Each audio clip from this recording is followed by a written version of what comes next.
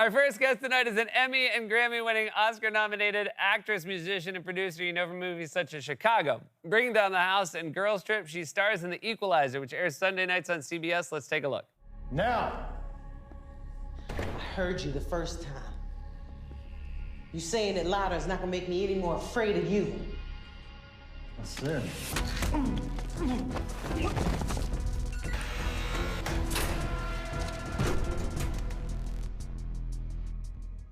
Please welcome back to the show our friend Queen Latifah!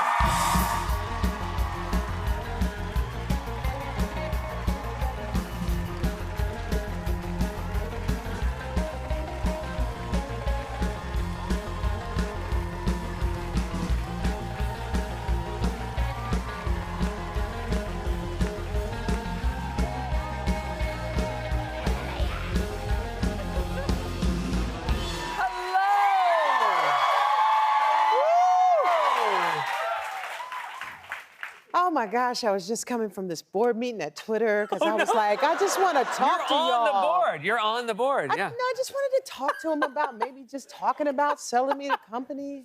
Wow. They just kind of laughed a little and said they just had a though. guy in there that was like... Oh, so you had the same approach as Fred. You just wanted to talk to him. Well, I figured they had all the money. Yeah. You know? So... You guys think alike. They said they already had a guy and they were considering, so I just sorry. That must have sort been of hard to said, hear. okay. I'm very, very sorry. Yeah. But good news. I have some good news, though. Congratulations on The Equalizer. This was the most watched network season premiere. 7 million people. And not only, this to me must be so exciting. Not only does America love it, but your family specifically is a big fan. Yes, more importantly than the entire world is my grandmother. Okay. Who is like right there in the recliner watching it, and I just love that How show. old is your grandmother now? My grandmother is 94. 94. April, and she's like, I just love that action. She's okay with all those bad guys pulling guns on her granddaughter? She's okay with her granddaughter whooping on them bad guys. Yeah. You know? You do a lot of whooping in this show. Now, I your do. father was an ex-cop. Mm-hmm. And how does he? Was this something where do you find inspiration from him when you play these sort of badass characters? I do, because he's, get him, Dana. He's been saying that since I was little. Stick him, Dana, stick him. Daddy, who?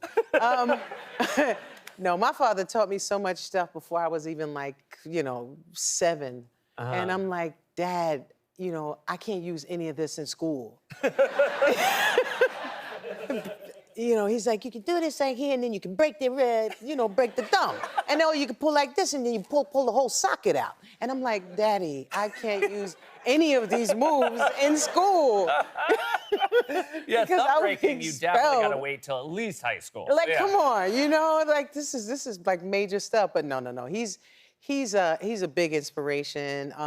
He was SWAT and tactical, and a lot of my family members are, and so they get excited about it. And but it's cute because a lot of the guys actually love the family aspect of it. Of the show. That's wonderful. That's like the that's a nice relationship element. with the daughter and the aunt, and then but all the women are like, you kicking butt, and I love it, and you are bad, and I love it, and they just get mad at me. My Aunt Angel, she gets mad if football runs over, and that they have to delay the start of her Equalizer? she's always sending me some sort of text, and she's like, don't make me. Now this is a very church-going woman, like director of the choir, the whole nine. She's like, don't make me come up there and have to talk to Oprah. And who is Adele anyway?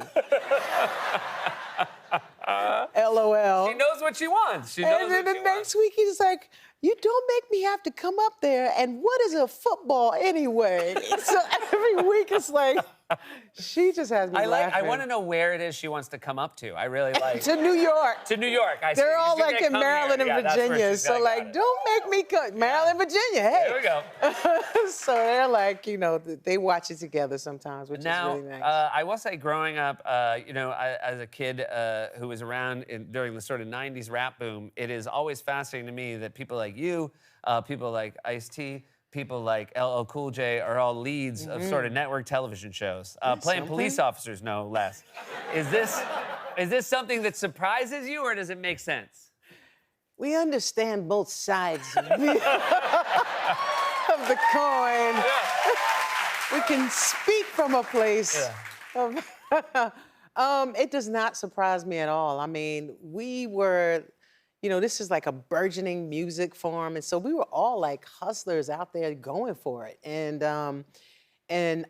we all toured together. So there would be like 10 acts at least on these tours, and so we were all friends. And so when Will got Fresh Prince, it was like, oh, if Will can do a show, we can do a show. And then with the movies, and then it was Cube, and of course Elle is like, well, if Locke can do a show, I'm getting a show. And then Ice-T is the boss of all of us, so he's like, I pretty much will do whatever I want to do when I want to do it. But then, who else was out there? So everybody kind of looked at each other. Oh, Cube. So Cube starts doing movies and great ones. And so we're like, well, if Cube can do movies, then we can do movies too. So I think we all kind of like inspired each other to go for it, like to really go cool bigger thing. than just the music. I mean, a lot of it, look, it's all performance and it's all, it requires a skill and an attention to detail and a craft. Yes. And I think you see, it makes sense when you see that a whole generation of people who are doing that in the 90s are doing this other thing now. It does make sense. You would Which all be is good very, about. very cool. I It think is it's very cool. Do you remember your first lyrics that you wrote for yourself? I can't remember these lyrics, but somebody just sent me my demo, and I was like 16. Have you listened to it? Yeah, it sounds crazy. I'm glad that someone was.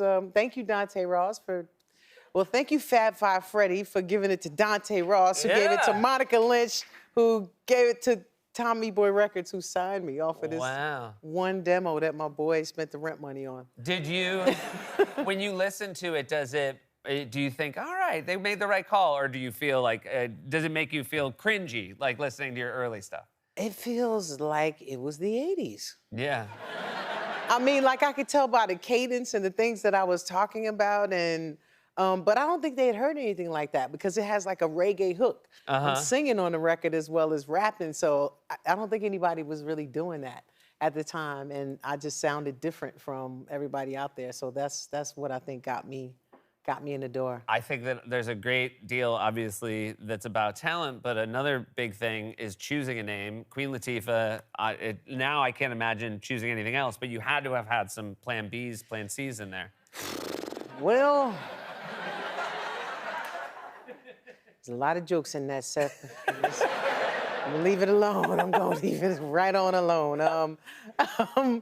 None of them worked. I mean, like my original rap name was La Word Ski. La Word Ski. Which was like the word or La Word or. Well, it's interesting you say ski because LL Cool J was here and he said it was he had Cool Ski or something. I think ski was originally part of his name as well. He said that the issue with ski maybe in the 80s had a cocaine connotation.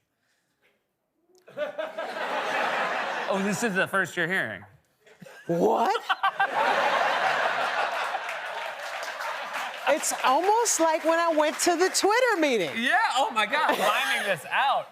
Two things on the same day. Oh my gosh. No, yeah, you didn't. I mean, it was everybody was something ski and, you just kind of, I think it's good. I think we were trendy at the time, but we had sense enough to maybe not go with that as our main names once we got Queen signed. Latifah certainly has aged a lot nicer than I Yes, think that was. I had no idea that people were gonna say that whole thing. Yeah. You know what I mean? I was just, my first record, literally, it's a record, vinyl that came out, it just says Latifah. Because I had singles first. I didn't even have an album deal. So it came out and it said Latifah, and I worked at the record store, and I wound up selling my own record.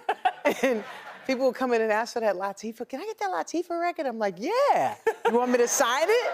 You know what I mean? I'm 17. Would they believe it was you? I mean, I think if you bought an album and the person at the record store said it was them, most people wouldn't believe They it. didn't believe me at first, but then the manager would come out, yeah, it's her. It's really her. Yeah, she's. And then when it came time to sign my long form record album deal, I was like, yeah, Queen Latifah. Yeah, I don't think Queen. Sometimes you got to call your shot ahead of time. Sometimes you got to let them know who you are, and then they'll find out that you were right. No, that there would be this Queen from New Jersey. Well, My mother laughed at first. when you told her you decided to go with Queen Latifah. She was like, Queen? I guess, you know, you're hearing your 17-year-old daughter say that is kind of funny. And then all these years later, you're like, now the Equalizer, that I understand. Yeah. Yes. From Queen to Equalizer, and every step of the way, it's just been a joy to watch. And thanks for being here. I'm always so happy to Seth, spend I'm time always with so you. happy to come by. I love this Queen, show. Queen Latifah, everybody. The Equalizer Close is enough. Sunday nights on CBS. We'll be right back with Sarah Shaw.